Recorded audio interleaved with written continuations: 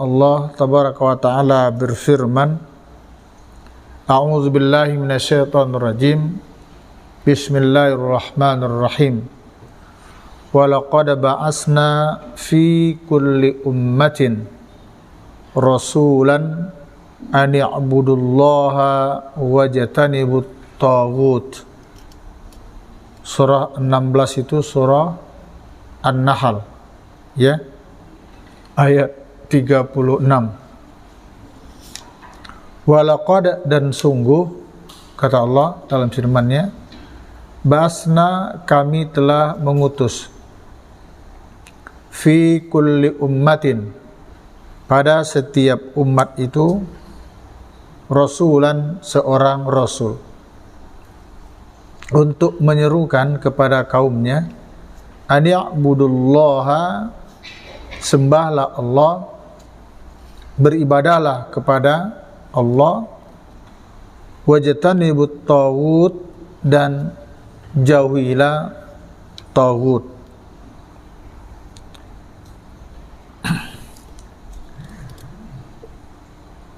Kata beliau di dalam syarah kitab Fathul Majid ini, at-taghut mustaqun minat tughyan. Jadi taghut yang disebutkan di dalam ayat tadi itu adalah kalimat kata mustaq dari tughyan, yang artinya melampaui batas, juga diterjemahkan durhaka. Salah seorang sahabat Nabi yang mulia, Umar ibn Khattab radhiyallahu anhu, disebutkan bahwa Umar berpendapat dalam menerjemahkan, menjelaskan makna taghut yang terdapat di dalam ayat tersebut, at-taghut asyaitan. Taghut itu adalah syaitan.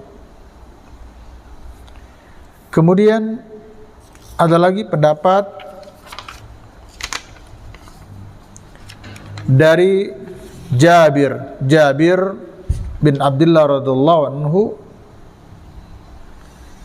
dikatakan at-taghut kuhanun. Taghut itu adalah dukun, ya. Taghut itu dukun, atau dukun termasuk taghut,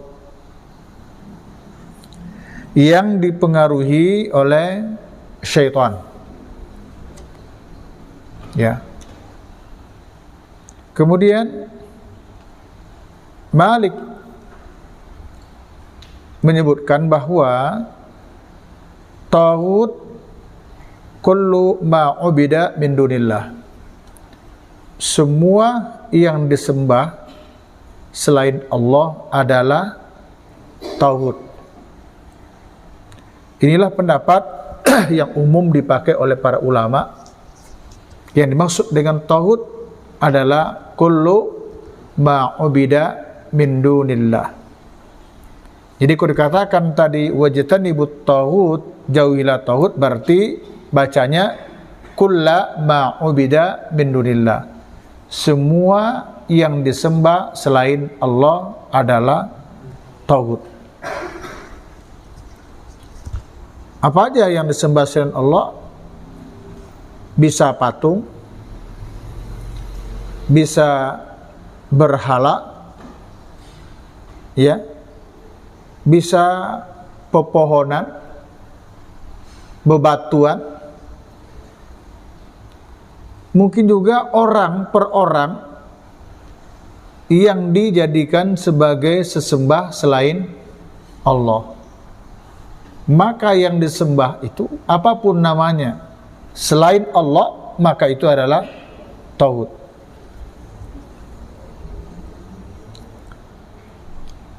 Tugas yang Allah embatkan kepada para rasul itu adalah untuk menjauhi segala taghut, yakni segala sesembahan selain Allah,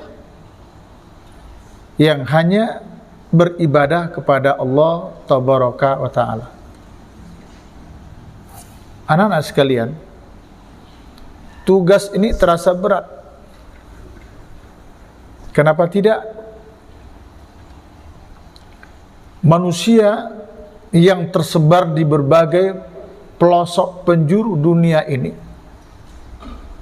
itu tidak jarang memiliki kepercayaan yang beraneka ragam. Dan yang paling berat dalam kehidupan manusia itu adalah merubah kebiasaan, merubah tradisi. Bisa jadi dia sanggup merubah tradisi kebiasaan yang tidak baik, tapi karena ada orang-orang terdekatnya masih melakukan tradisi itu, dia merasa tidak enak. Tetapi dengan diutusnya oleh Allah para Rasul, justru kebiasaan-kebiasaan, tradisi-tradisi, termasuk penyembahan kepada selain Allah itulah yang diluruskan oleh para nabi dan rasul. Tadi sangat jelas disebutkan, walaqad ba'asna fi kulli ummatin rasulan an ya'budullaha wajtanibut taghut. Ya, kami utus pada setiap umat itu seorang rasul untuk menyerukan kepada kaumnya, sembah Allah, hindari taghut. Kalau kita buka misalnya di dalam surah Al-Baqarah, ya, surah Al-Baqarah ayat 256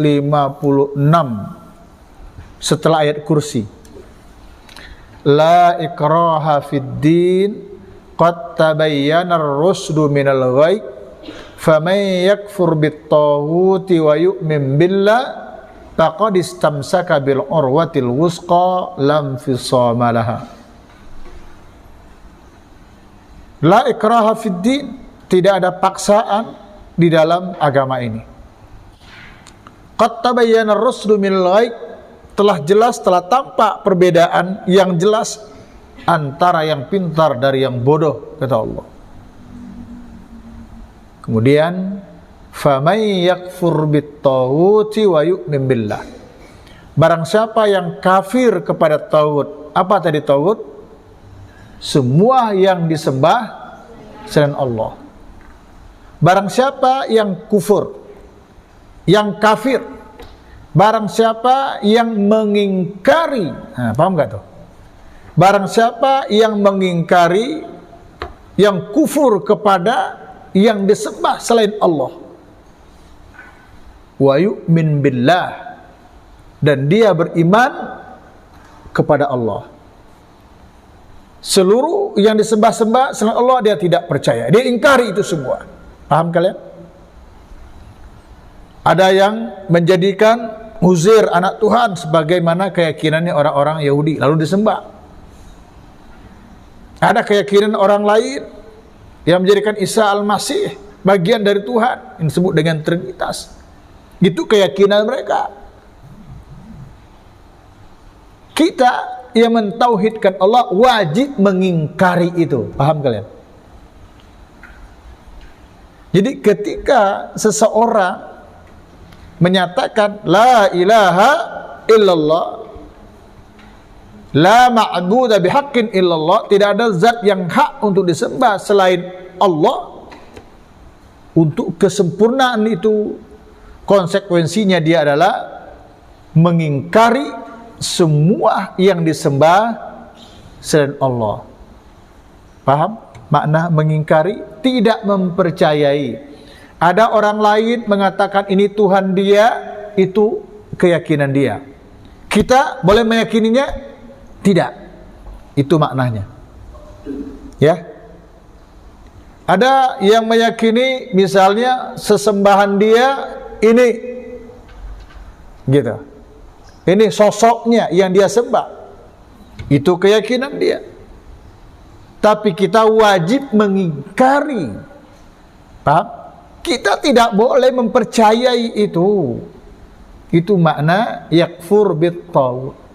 Jadi barang siapa, di dalam Ali Imran ini malah jelaskan ingkar kepada taghut itu justru diawali kalimatnya dengan daripada beriman kepada Allah. Wa may yakfur bit taghut, barang siapa yang kafir kepada taghut, barang siapa yang mengingkari sesembahan selain Allah serta beriman kepada Allah, faqad istamsaka bil urwatil wusqa lan fisama laha, sesungguhnya dia telah berpegang teguh kepada tali Allah yang kokoh, yang tidak akan terputus selama-lamanya. Bahasa lainnya, baru benarnya iman seseorang tidak dikatakan imannya gado-gado adalah ketika orang hanya meyakini Allahu Ahad, Allahu Samad, lam yalid walam yulad walam yakul lahu kufuwan ahad. Ketika dia sudah menjadi seorang muwahhid yang mentauhidkan Allah dalam beribadah, kemudian dia mengingkari segala sesembahan, segala yang dipertuhankan selain Allah, baru dikatakan iman orang itu benar. Faqad istamsaka bil urwatil wusqa, sesungguhnya dia telah berpegang teguh kepada tali yang kokoh, tali yang benar. Nah, oleh karena itu, anak-anak sekalian, bicara masalah iman ini bukan persoalan kecil, ya, bukan persoalan kecil. Bicara masalah tauhid ini adalah persoalan besar. Kenapa? Karena untuk itulah Allah mengutus Nabi dan Rasulnya. Untuk apa? Ad-da'wah ila ibadatillahi wahdah, yakni mengajak orang, menyeru orang, menyadarkan orang untuk beribadah kepada Allah semata.